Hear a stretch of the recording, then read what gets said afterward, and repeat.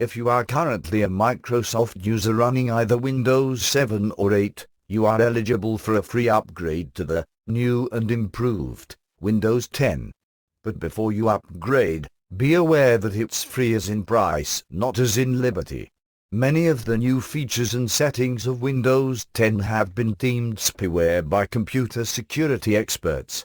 It's one thing to have programs and applications spying on you. It's another thing altogether to have your operating system designed to do it. When Microsoft announced that free upgrade, many were left wondering why the giant would give away licenses to use the new operating system. Now it appears that the reason is simple: greater data mining opportunities. Windows operating systems have long included security weaknesses that leave users vulnerable to spying and data mining from others. What is different with the newest iteration of Windows is that Microsoft is directly involved in that spying and data mining and has built the entire operating system in such a way as to allow it. To install the Windows 10 upgrade, users must agree to the Microsoft Services Agreement and its accompanying documents.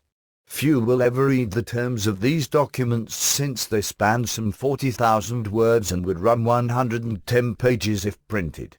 As is to be expected, most of the terms are written in legalese and are not overly easy to understand.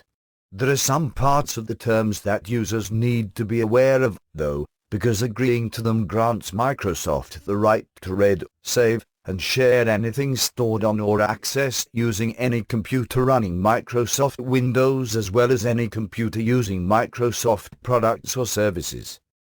The Microsoft privacy policy, which begins by saying, "Your privacy is important to us," goes on to address the types of data collected by using Windows or other Microsoft products or services. That data includes the user's name, email address, postal address, phone number, passwords, password hints, age and gender, as well as other personal information, including interests and favorites.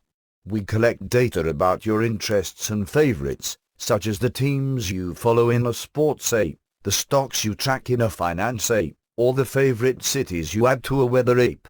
In addition to those you explicitly provide, your interests and favorites may also be inferred or derived from other data we collect.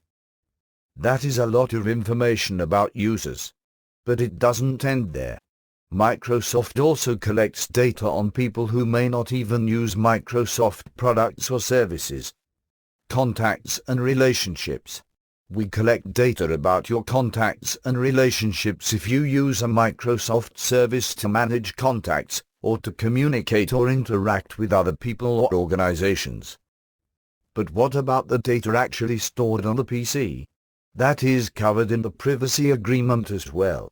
Here's a hint: when Microsoft says, "Your privacy is important to us," it means the company wants to take your privacy from you and use your personal information for its own purposes. The agreement says, "Finally, we will access, disclose and preserve personal data, including your content, such as the content of your emails, other private communications or files in private folders, when we have a good faith belief that doing so is necessary."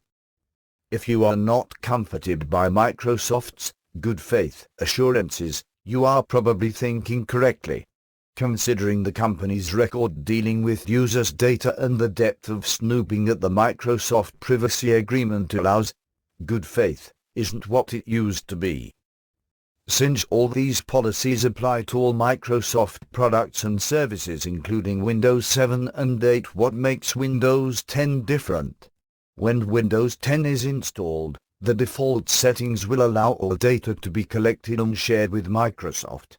Because users agree to this by simply clicking a button when they install the operating system, and because it is all turned on by default, most of the millions of Windows users will have no idea that they have given Microsoft nearly unlimited access to everything they do on their computers.